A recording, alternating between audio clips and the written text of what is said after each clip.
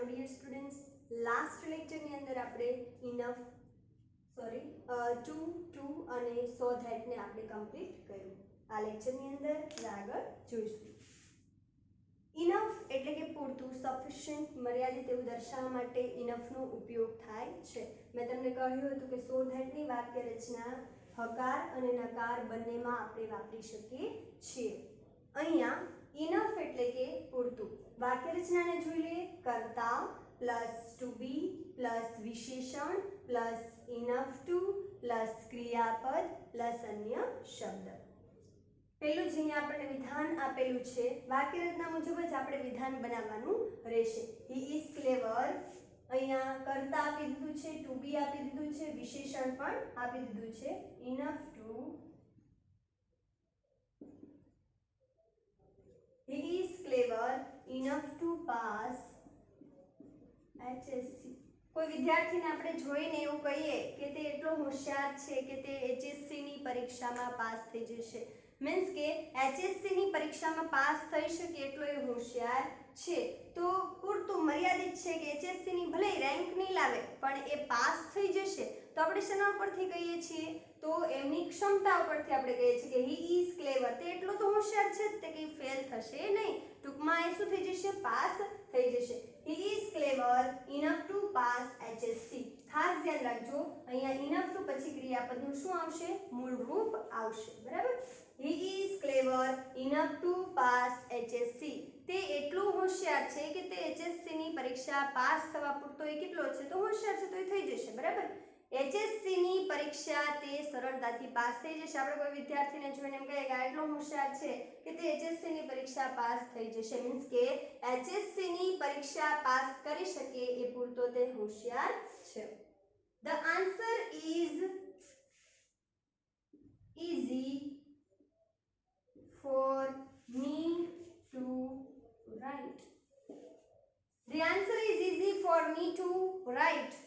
ખાસ ધ્યાન રાખજો, અહીંયા કર્તાથી વાક્યની શરૂઆત છે નહીં. શેનાથી છે? કર્મથી છે. તો કર્મ પ્લસ ટુ બી પ્લસ વિશેષણ પ્લસ ટુ માં કેમ મેં તમને કરાવ્યું હતું કે ફોર પ્લસ મી મૂકવાનો થતો, અહીંયા કર્મ વિભક્તિતા મૂકી શકો પ્લસ ટુ પ્લસ મૂળ રૂપ. એ વાક્ય રચનાને આપણે અહીંયા ફોલો કરવાની છે. તો શું થશે? કર્મ પ્લસ ટુ બી પ્લસ વિશેષણ પ્લસ ફોર પ્લસ મી પ્લસ ટુ પ્લસ ક્રિયાપદનું મૂળ રૂપ. The answer is easy for me to write. Answer એટલો સરળ છે મારા માટે કે હું લખવા માટે, મીન્સ કે હું લખી શકું એટલો આન્સર કેવો છે?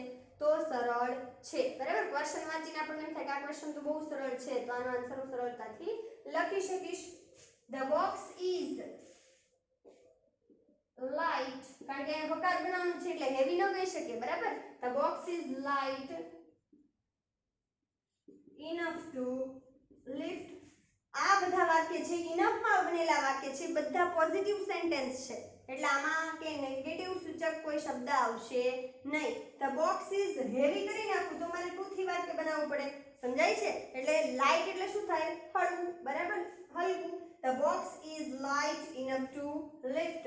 આ બોક્સ એટલું હળવું છે કે એને હું ઉચકી શકીશ. તો હું એને ઉચકી શકું એ પૂરતું એ બોક્સ કેવું છે? હળવું છે.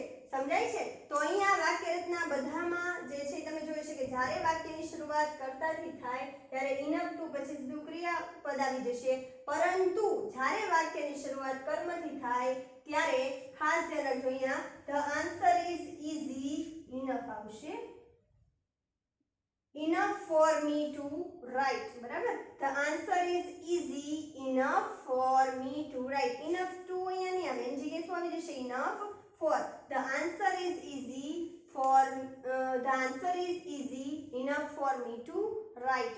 The box is light enough to lift. Means કે ઉચકી શકાય એટલું બોક્સ કેવું છે? હળવું છે. ઉચકવા પૂરતું બોક્સ હળવું છે. હવે તો તમે આ ફટાફટ સો ધેટમાં ફેરવી શકશો, કારણ કે આપણે લાસ્ટ લેક્ચરની અંદર મેં તમને એને ચેન્જ કરતા શીખવાડ્યા છે, છતાં પણ આપણે એકવાર એને જોઈ લઈએ. He is clever enough to pass HSC. સો ધેટની વાક્ય રચના શું હતી? યાદ કરો.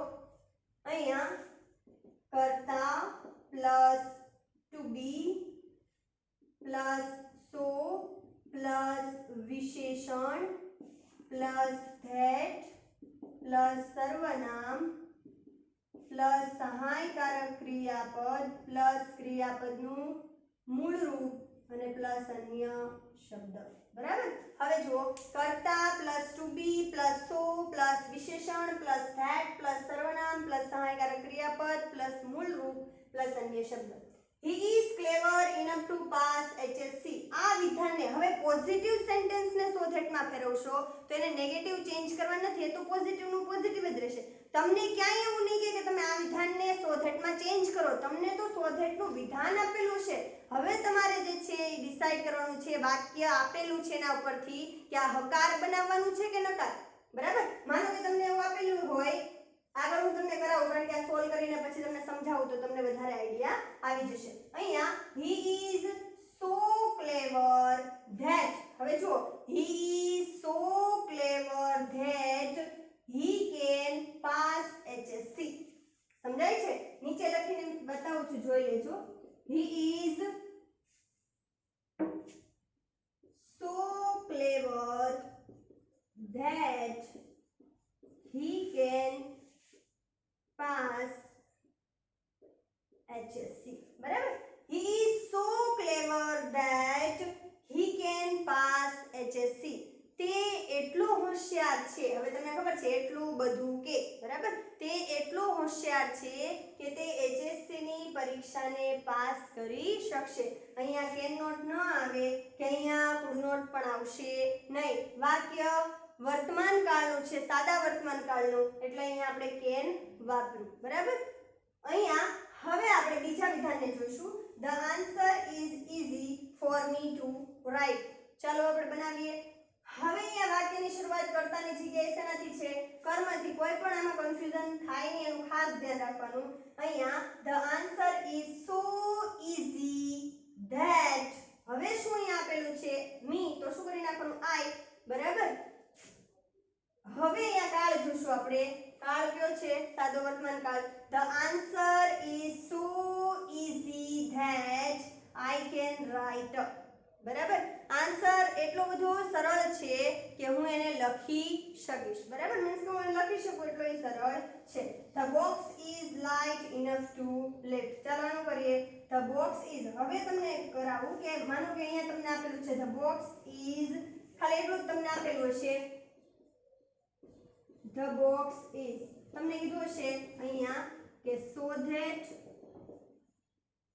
expressing result.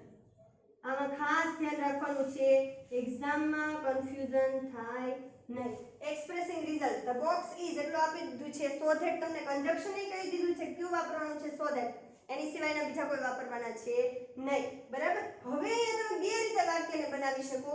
હેવીનો ઉપયોગ કરી હેવી વિશેષણ કરો તો નેગેટિવ વાક્ય બનશે, અને લાઇટ વિશેષણનો ઉપયોગ કરો તો પોઝિટિવ વાક્ય બનશે. એટલે તમને ખ્યાલ આવી જવો જોઈએ કે હું કઈ રીતે વાક્યને બનાવું. તમે બંને રીતે બનાવશો, બંને રીતે સાચા હશે. પણ અમુક વાક્ય એવું હશે કે જે પહેલેથી જ નકાર આપેલું છે અથવા તો પહેલેથી જ હકાર આપેલું છે. માનો કે અહીંયા ક્લેવર આપેલું છે તો હોશિયાર હોય તો એ પાસ થઈ જાય. બરાબર. અહીંયા લેઝી કે ડલ કે એવું કંઈ આપેલું હોય તો એ શું સૂચવે છે? નેગેટિવ સૂચવે છે. તો ખાસ ધ્યાન રાખવાનું, અહીંયા એવું કંઈ આપેલું નથી તો અહીંયા તમે બંને વાક્ય બનાવી શકો. બરાબર. હેવીનો ઉપયોગ કરીને જે આપણે આગળ બનાવ્યું હતું અને એની જગ્યાએ હેવીની જગ્યાએ લાઇટનો ઉપયોગ કરીને પણ બનાવી શકો છો. આમાં કન્ફ્યુઝન થાય નહીં. આ ખાસ આપણે ધ્યાન રાખીશું. એના પછી આવશે સચ ધેટ. આ વાક્ય ઉપરનું જે વાક્ય આપણે લાસ્ટ લેક્ચરની અંદર બનાવ્યું એના ઉપરથી ટ્રાય કરજો વાક્યને બનાવવાનું. ખૂબ સરળ છે, કોઈ એમાં જે છે એ કઈ ડિફિકલ્ટી રહેશે નહીં જો ટ્રાય કરશો તો.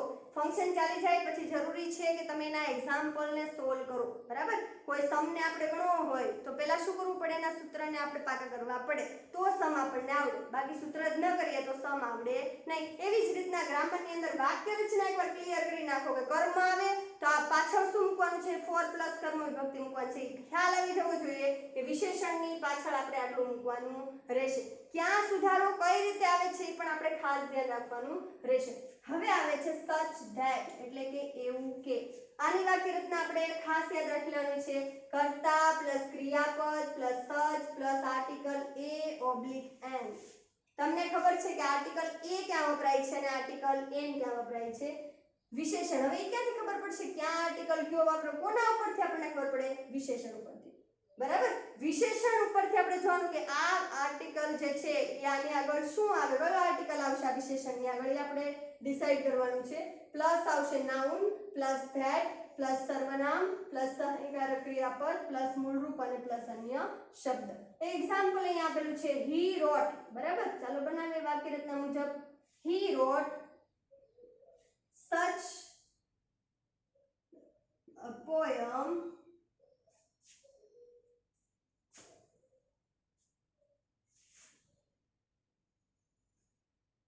such a difficult poem that nobody, मैं લખું છું મિક્સ ના થઈ જાય, could understand.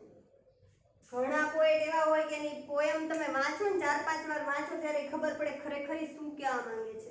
તો એણે એટલી અઘરી કવિતા લખી કે કોઈને પણ સમજાણી નહીં. સમજાય છે? તો જુઓ અહીંયા he wrote such a poem. such article difficult છે તો આર્ટિકલ કયો આવ્યો? એ. બરાબર, આના પરથી ખબર પડશે. તમે લખશો એટલે તમને આઈડિયા આવશે કે હું ડિફિકલ્ટ નો ઉપયોગ કરું તમારે કયો આર્ટિકલ વાપરવો. બરાબર, he wrote such a difficult poem that nobody could understand. અહીંયા could કેમ આવ્યું? યાદ રાખજો, અહીંયા આપણે wrote લખેલું છે મીન્સ કે સાદા ભૂતકાળનું વિધાન છે એટલે શું આવ્યું? could. નંતર શું આવત? કેમ. બરાબર, he wrote such a difficult poem that nobody could understand. તેમણે એવી અઘરી કવિતા લખી કે કોઈ પણ એને સમજી શક્યું નહીં. બરાબર, કોઈ પણ ન સમજી શક્યું. ન સમજવાનું કારણ શું હતું? તો એને અઘરી કવિતા લખી એ. એને અઘરી કવિતા લખી એનું પરિણામ શું આવ્યું? કોઈ પણ એને સમજી શક્યું હતું નહીં. He wrote such a difficult poem that nobody could understand. એના પછીનું વિધાન he wears. થોડી વાર માટે આપણે આને ભૂસી નાખીશું. હવે જુઓ, he wears such a warm coat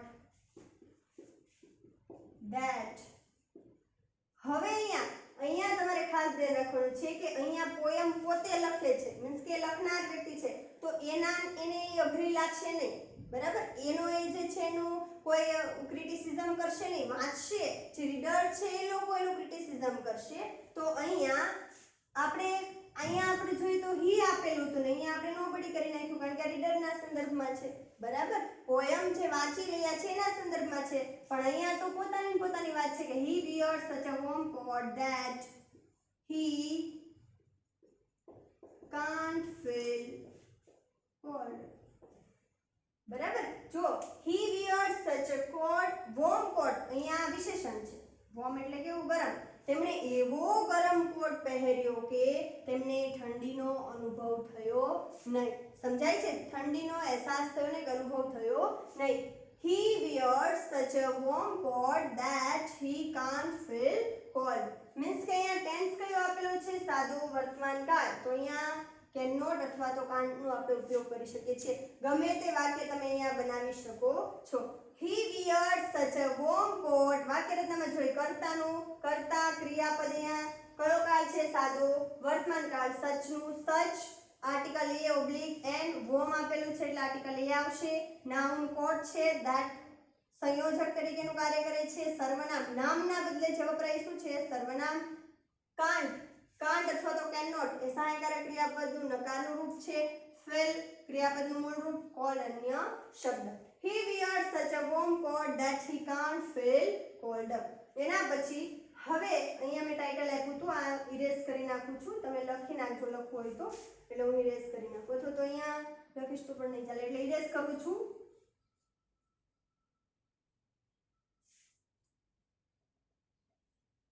અહીંયા આપણે હતું so અને therefore. શું હતું? so અને therefore. આ સંયોજકો પ્રથમ વાક્યના અનુસંધાને બીજા વાક્યમાં પરિણામ સૂચવે છે.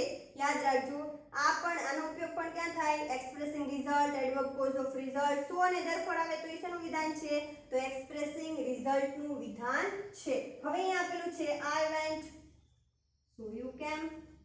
ગમે તે તમે બનાવી શકો, પણ ખાસ ધ્યાન રાખવાનું ધેરફોર વાપરી શકો, સો વાપરી શકો. તમને એક વાક્ય આપેલું છે, આમાં કોઈ વાક્ય રચના નથી. તમે 9th અને 10th ની અંદર આ ઉદાહરણ સોલ્વ કર્યા હશે. આઈ વેન્ટ સો યુ કેમ. હું ગયો તેથી તમે આવ્યા. માટે તમે આવ્યા, તેથી તમે આવ્યા, એનો ઉપયોગ તમે કરી શકો છો. આઈ વોઝ ઇલ, હું બીમાર હતો. Therefore I was ill, therefore I could not attend the function. હું બીમાર હતો તેથી હું ફંક્શનને એટેન્ડ કરી શક્યો નહીં.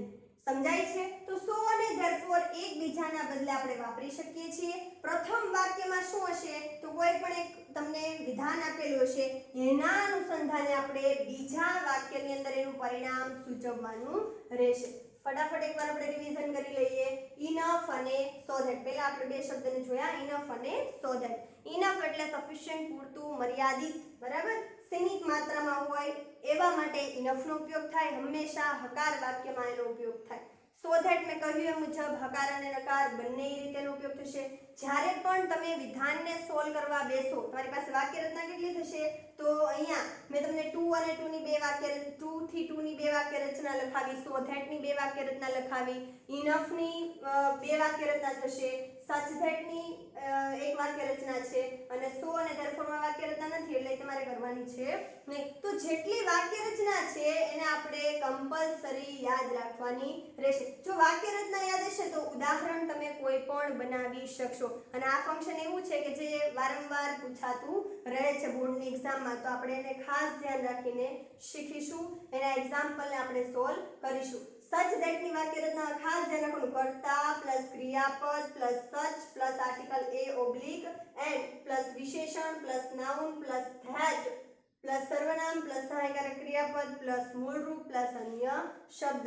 અહીંયા તો તમને ખબર જ છે કે પ્રથમ વાક્યના અનુસંધાને બીજા વાક્યમાં આપણે શું સૂચવવાનું છે? તો પરિણામ સૂચવવાનું છે. તો પ્રથમ વાક્યના અનુસંધાને બીજા વાક્યમાં પરિણામ સૂચવે છે. આ આપણું થઈ ગયું એક્સપ્રેસિંગ રિઝલ્ટ. આની અંદર હવે તમે ગ્રામર નોટ લઈ અને identification of function, identification of ફંક્શનમાં ખાસ ધ્યાન રાખી લો. સાવ ઈઝી છે, કંઈ પણ હાર્ડ નથી. માનો કે તમને આ વિધાન આપેલું છે, તમને એમ કે આને આઇડેન્ટિફાઈ કરો, તમને તરત ખબર પડી જશે કે અહીંયા શું આપેલું છે? ઇનફ આપેલું છે. ઇનફ આપેલું હોય તો બીજા એકેમાં ઇનફ આવતું જ નથી રિઝલ્ટ સિવાય, એટલે એક્સપ્રેસિંગ રિઝલ્ટ. અહીંયા પણ ઇનફ આપેલું છે, એક્સપ્રેસિંગ રિઝલ્ટ. અહીંયા સચ ધેટ આપેલું છે, એક્સપ્રેસિંગ રિઝલ્ટ. અહીંયા સો અને ધેરફોર આપેલું છે, એક્સપ્રેસિંગ રિઝલ્ટ. એના પછી તમને આપેલું હોય ટુ કે સો ધેટ. યાદ રાખી લેજો, આ બધા એક્સપ્રેસિંગ રિઝલ્ટના છે. પરંતુ તમને જો કન્ફ્યુઝન કરવા એવું પૂછી લે કે સો ધેટ નું પૂછે તો આપણે તો પેલું પર્પસ નું ગોખીને ગયા હોય, બરાબર, કે પર્પસ માં સો ધેટ આવે, રિઝલ્ટ માં આવે, નક્કી ક્યું કરવું કે ક્યાં ખરેખર શું આવે? તો યાદ રાખી લેવાનું, પર્પસ માં સો ધેટ સાથે આવે છે, ત્યારે રિઝલ્ટ ની અંદર સો અને ધેટ ની વચ્ચે વિશેષણ આવશે. આ ખાસ યાદ રહે, નહીંતર આપણો એક માર્ક આમને આમ જતો રહે. આઇડેન્ટિફિકેશન ઓફ ફંક્શન તમને આવડી ગયું. વિધાન આપેલું છે, ઓળખો. વિધાન આપેલું છે, જોઈ અને એને આપણે સમજીને ઓળખવાનું છે. પરંતુ કમ્પ્લીશન ઓફ સેન્ટેન્સ ની અંદર આપણે વાક્ય બનાવવાનું. આમાંય ખાસ ધ્યાન રહે કે જો તમને ઇનફ થી વાક્ય બનાવવાનું કીધું હોય તો ત્યાં ડાયાથી ને એવું નહીં કહેવાનું કે ના મને બધા આવડે છે, હું ઇનફ થી નહીં, મારે તો ટુ અને ટુ થી બનાવવું છે, મીન્સ કે ટુ થી લઈને ટુ થી બનાવવું છે.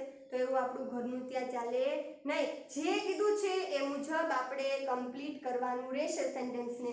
એના પછી રિસ્પોન્ડિંગ સેન્ટેન્સ, એમાં પણ સરળ હવે પેપર સ્ટાઇલ આપણી થઈ ગઈ છે કે એની અંદર તમને ABCD આપેલા હશે, તો તમને વાક્ય રચના આવડતી હશે તો આઇડેન્ટિફિકેશનની જેમ એને શું કરવાના છે? ઓળખવાના છે. વિધાન વાંચી અને આપણે નીચેના જે વિકલ્પ આપણને આપેલા છે એને આપણે શું કરવાના રહેશે? માત્ર ઓળખવાના રહેશે. ઓળખતા તમને આવડે જ છે બધાને, બરાબર. કેવી રીતના ઓળખવાના? તો ખબર જ છે કે એના કન્જક્શન થી આપણે એને ઓળખીશું, બરાબર. પણ ક્યારેક આપણને એવું પણ જે છે કન્ફ્યુઝન થાય કે ઘણીવાર વાક્યની શરૂઆત સાદા વર્તમાન કાળથી હોય, પરંતુ જે વિકલ્પ આપે ને એમાં ખાસ ધ્યાન રાખવાનું, વાક્યની શરૂઆત સાદા વર્તમાન કાળથી હોય પણ સહાયકારક ક્રિયાપદ સાદા ભૂતકાળનું આપી દીધું મીન્સ કે સહાયકારક ક્રિયાપદ ભૂતકાળનું આપી દીધું હોય તો આપણે એ વિધાન કેવું રહેશે ખોટું એટલે આવા કન્ફ્યુઝ કરે એવા પણ વિધાન અંદર તમને આપેલા હશે એવા એમસીક્યુ તમને આપેલા છે પણ આપણે વ્યવસ્થિત વાક્ય રચનાને યાદ રાખી કાળ કયો છે ઓળખી અને પછી આપણે આને સોલ્વ કરીશું